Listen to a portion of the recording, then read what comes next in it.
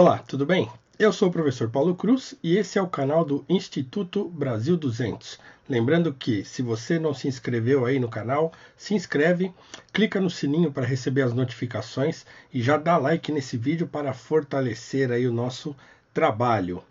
Bom, com a ascensão de Jair Bolsonaro ao poder, surgiu aí uma onda muito grande de um movimento que as pessoas têm chamado de conservadorismo ou de direita no Brasil, mas que eu tenho assim com certa cautela chamado de reacionarismo. Por quê? Simplesmente porque o que aconteceu é primeiramente uma reação ao PT. Então as pessoas reagiram a tantos anos aí de desmandos e de desgoverno dos petistas e reagiram a isso votando em Jair Bolsonaro, principalmente por suas pautas anti-PT. Porque, obviamente, um país que votou 2 vezes no Lula e 2 vezes na Dilma não pode se considerar lá muito conservador em seus princípios. É claro que o brasileiro é essencialmente conservador, religioso e coisa e tal.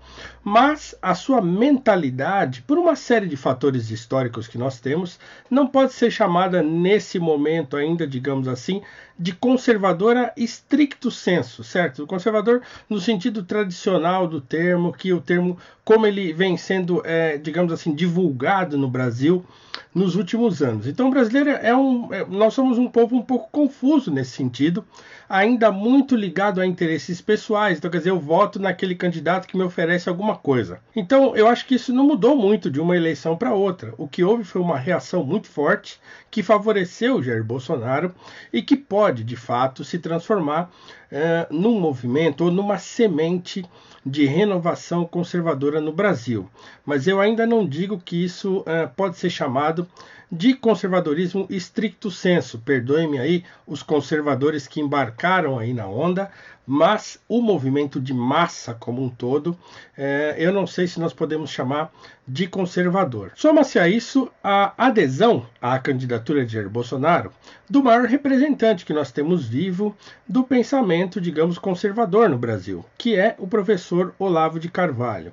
A partir do momento que o professor Olavo passa a apoiar publicamente a candidatura do Jair Bolsonaro, então ele traz consigo toda uma pleiade aí de alunos, de seguidores que admiram o trabalho do professor Olavo e passaram então a dividir algumas ideias com o então candidato Jair Bolsonaro. Tanto é que hoje, com o Bolsonaro ascendendo ao poder, né, sendo eleito presidente, há alunos próximos do Olavo de Carvalho no governo, nos altos escalões do governo e tal.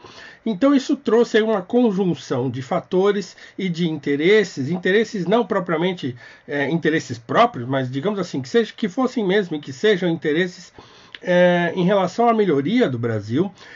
O fato de ver as ideias do professor Olavo sendo levadas ao mainstream governamental é visto por essas pessoas que são admiradoras e alunos do Olavo como uma boa coisa, disseminar o pensamento do professor Olavo, as boas ideias que ele tem, as suas análises dentro do governo para ajudar na construção de um país melhor.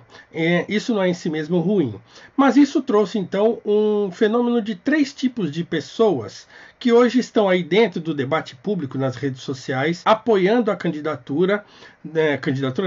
apoiando aí o governo do Jair Bolsonaro. Nós temos, primeiro, aquelas pessoas que são alunos do Olavo de Carvalho e passaram então a aderir ao projeto de governo do Jair Bolsonaro. Nós temos aquelas pessoas que eram admiradoras já do Jair Bolsonaro e conheceram o professor Olavo através do Jair Bolsonaro e passaram a, então, gostar do professor Olavo de Carvalho. Mas nós temos um terceiro tipo de pessoa, que são aqueles que gostam do Jair Bolsonaro, mas não conhecem o professor Olavo. Então ignoram a obra do professor Olavo, nunca leram textos seus, não sabem direito quem é. Então estão muito ligadas ao Bolsonaro, mas não fazem tanta questão de saber quem é o Olavo de Carvalho e qual é a influência dele no governo. Então, isso posto, eu vejo que estão acontecendo alguns problemas que eu queria só comentar rapidamente com você que me assiste. Por quê? Isso me despertou a atenção porque esses dias eu vi, agora há uma confusão aí, né? Continuo ignorando o meu vídeo aqui do Instituto chamado Reforma da Presidência. Então, quer dizer, as pessoas que gravitam aí em torno do governo continuam ainda brigando e tal. Isso está trazendo uma certa instabilidade para aquelas propostas e projetos que o governo precisa tocar. Então, por exemplo, a última briga agora que é entre o cantor, né, o Grande Lobão, e o professor Olavo. Então, quer dizer, os dois são amigos, aí tem uma briga pública entre os dois acontecendo. Eu não quero entrar nesse assunto, mas eu vi um comentário de um seguidor do professor Olavo dizendo o seguinte: olha, estão caindo as máscaras e o conservadorismo está se depurando. Eu tomei um susto com essa informação, porque assim, a pessoa está ligando o conservadorismo à pessoa do professor Olavo e à pessoa ou ao governo do Jair Bolsonaro. A pessoa está dizendo que o governo e o professor Olavo são, digamos assim, os representantes do conservadorismo no Brasil e que aquelas pessoas que discordam do professor Olavo ou discordam do governo não são conservadores de fato. Isso é uma acusação comum já nas redes sociais de pessoas que seguem o professor Olavo e ou o Jair Bolsonaro, de dizer que aqueles que criticam o governo, que criticam alguma atitude do governo ou mesmo alguma atitude do professor Olavo, não são conservadores, estão jogando contra, são lá esquerdistas, são fabianos, são agora positivistas, então sei lá, tem uma série aí de epítetos que as pessoas recebem ao discordar publicamente do professor Olavo e do Jair Bolsonaro ou do seu governo. Mas o fato é que o conservadorismo não tem dono. O conservadorismo não tem um representante específico, não tem muito menos um governo específico. O conservadorismo ele é uma disposição de caráter baseada na prudência, né? Então é uma disposição de caráter baseada na prudência. Não são as ideias do professor Olavo, nem são só o projeto de governo do Jair Bolsonaro, nenhuma dessas coisas isoladamente representa o conservadorismo. Muitas delas, inclusive, podem representar aquilo que o conservadorismo não é, que é uma tentativa de transformar o conservadorismo numa ideologia. Como diz o Russell Kirk, um grande filósofo que também é um divulgador do pensamento conservador americano, ou pai do conservadorismo americano, ele diz, olha, o conservadorismo é a negação da ideologia. Então, tentar dizer que o conservadorismo é uma coisa ou outra, ou se você discorda do professor Olavo, você não é um conservador. Se você discorda do governo Jair Bolsonaro, você não é um conservador. Isso é transformar o conservadorismo numa ideologia. Isso não é próprio do conservadorismo. Inclusive, a política da prudência, que é um termo aí cunhado pelo Russell Kirk, é inclusive ceder na hora que precisar ceder, negociar na hora que precisar negociar, é ver a circunstância do momento e como proceder diante dessa circunstância. É a famosa frase do José Ortega y Gasset, eu sou eu e minhas circunstâncias. O conservador sempre observa a circunstância antes de agir.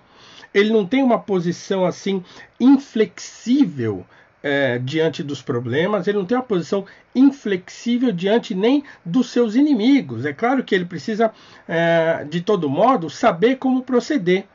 E um grande guia para o conservador é a análise histórica, é o passado.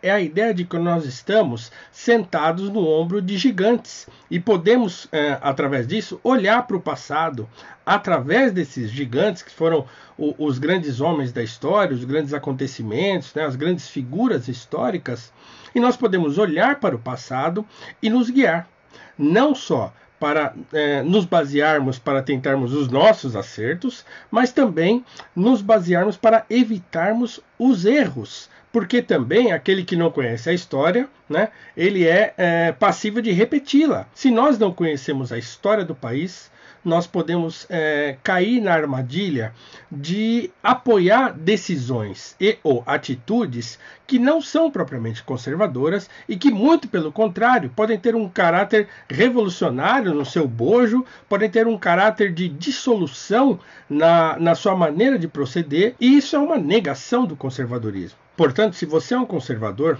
você não deve se fiar nas ideias de A, B ou C. As ideias de A, B ou C podem nos ajudar intelectualmente a pensar o conservadorismo. Mas o conservadorismo é, sobretudo, a política da prudência. É você ter uma disposição de caráter prudente e Para isso e por isso você deve necessariamente buscar conhecimento da história. Saber o que aconteceu antes, buscar informações a respeito da nossa tradição e, com isso, guiar os seus passos, guiar suas decisões e saber que algumas decisões podem ter, inclusive, aparência de conservadoras, mas que a história já nos provou que não são. Então, para que o governo, inclusive, tenha sucesso, é preciso que o governo tenha isso em mente. Né? E que as pessoas que acompanham o trabalho do governo e que desejam ajudar o governo a ter êxito têm de ter essa consciência de que um governo conservador é, sobretudo, um governo prudente. É um governo que se preocupa com o povo, com as pessoas, de maneira prudente, que não pune as pessoas ou que não prejudica a população e que não pense que os fins justifiquem os meios e que eu posso fazer qualquer coisa agora para adquirir um futuro melhor lá na frente. É preciso pensar nisso, pensar se a estratégia é boa, se ninguém fez e deu errado, se nós temos aí na história algum exemplo para a gente poder se basear, e assim a gente então corre menos risco de trazer prejuízos à população. Então, lembrando, o conservadorismo é a negação da ideologia, é uma disposição de caráter prudente e não é a adesão total às ideias de um autor ou de outro autor, nem ao projeto de governo do Jair Bolsonaro e nem às ideias de maneira total do professor Olavo de Carvalho, a quem admiro até, mas eu não sou obrigado, e nem você e nem ninguém é obrigado a concordar com tudo que o professor fala, ou que qualquer pessoa diga. É isso aí então, pessoal. Fiquem com Deus, um abraço e até a próxima.